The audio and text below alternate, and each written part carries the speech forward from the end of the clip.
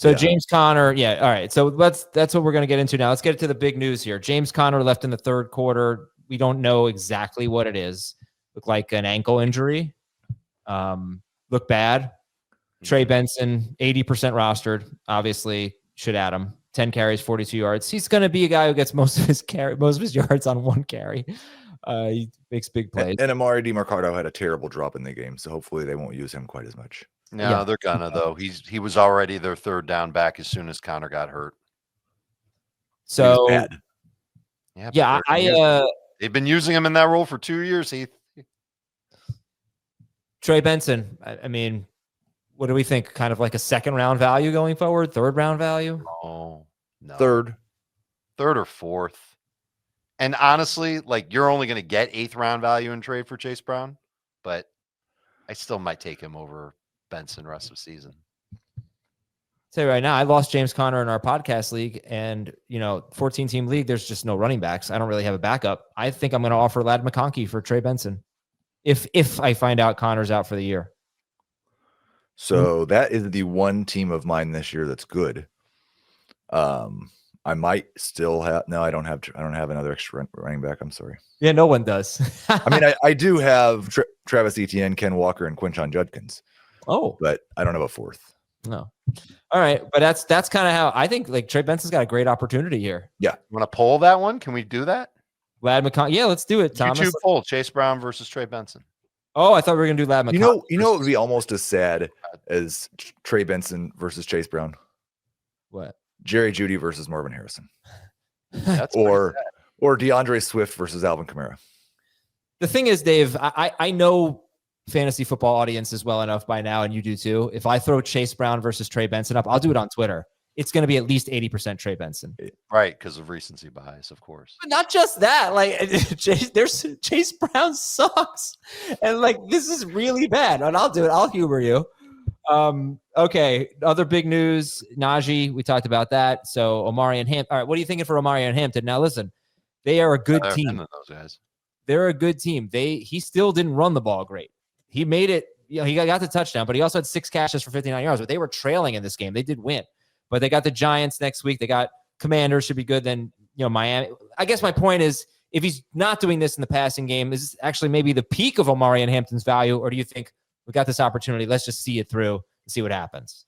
We're working under the assumption that Najee's not going to come back for this season.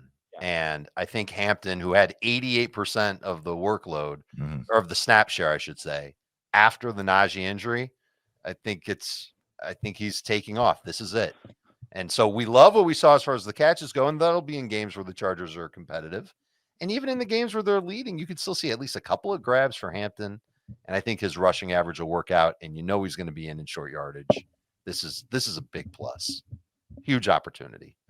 Okay, CeeDee Lamb thinks he'll be ready next week. That would be against the Green Bay Packers. So at least it seems like we've avoided, I'm not going to take him at his word necessarily, but we've avoided a serious injury with CeeDee Lamb. It's better than a report that says that he's, in a boot or something in the locker room. Like, I was wishing he would put a boot on. Why is he walking around on the sideline?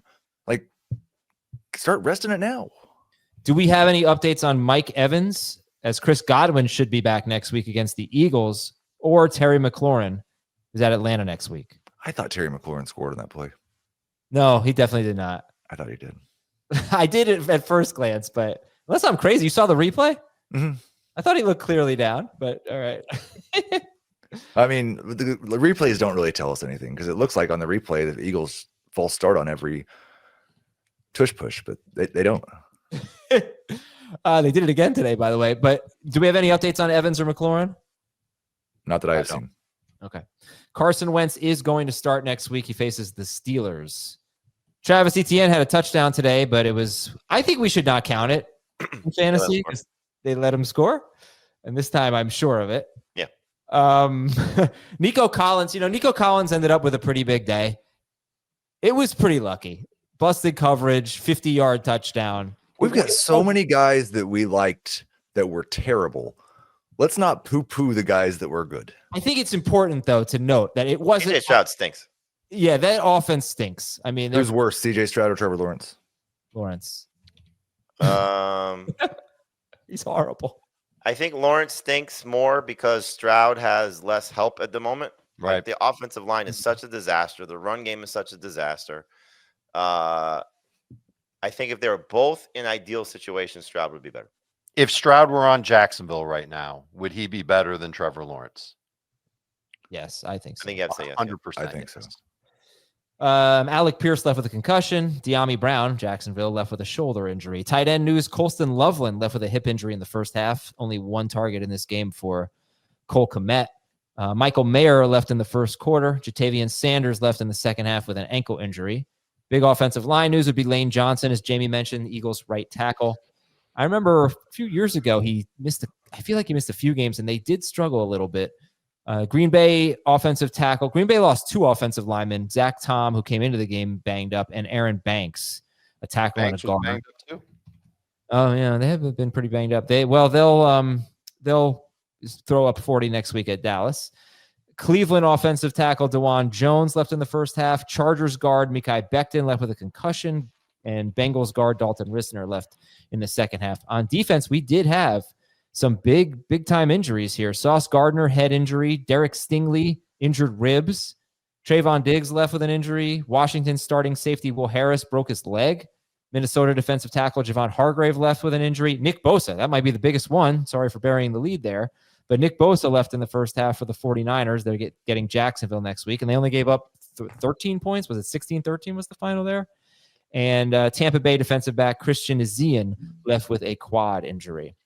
Jamie, have you started working on the waiver wire notes yet? I have. I don't have it in front of me, though, unfortunately. Sorry. Any I can tell you names? some of the names. A lot of quarterbacks. Yeah. A lot of quarterbacks.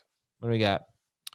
Well, the running backs, there's not a lot of great options. I'm trying to remember who. Tyjae Spears is definitely on the list. Jeremy McNichols on the list. Ollie Gordon's on the list. It's not a great list of running backs there. Receivers, I would still look at Christian Kirk. I know he didn't have a great game, but he had 8 targets. Obviously, Trey Tucker. He's going to be the headliner. We'll see how he comes out once I do my rankings. I don't know how everybody else will feel about it, but this is a receiving core that feels like it's a little bit in flux right now. And the way that Geno Smith is throwing the ball. But the quarterbacks really are the ones that I think you're looking at, again, just based on how the position is unfolding. Geno Smith with a great matchup this week. My God, going into week 4, coming off the game that he just had. Mariota again, if he starts. Carson Wentz against the Steelers. He is going to start. And then the tight ends, you mentioned the Loveland injury. Kmet has a good matchup going into next week. We'll see how he does. I don't have everything in front of me, though. I'm sorry. Yeah, that's okay. That's okay. But you know what we will do? When we do What's Express on Monday, we will have it all then. We sure will.